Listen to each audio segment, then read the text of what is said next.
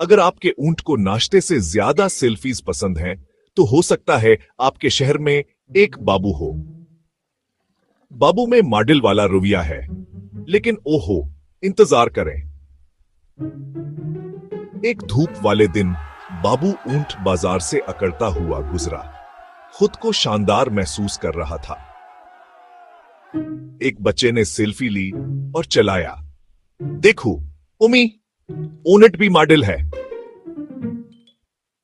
बाबू को यह बहुत पसंद आया। जल्द ही वो बाएं, दाएं और अल्टा पोज दे रहा था। Snap, snap, snap. लेकिन जब बाबू मशहूर होने में मसरूफ था, इसने अपने कदमों पर ध्यान नहीं दिया। छपाक, सीधा पानी की नहर में। पूरा बाजार हंसी से गूंज उठा। ब्रेक तय। अक्लमंद बूढ़े टीटो अलो ने हंसते हुए कहा, बाबू, मॉडल बनने से पहले अपनी आंखें खुली रखो।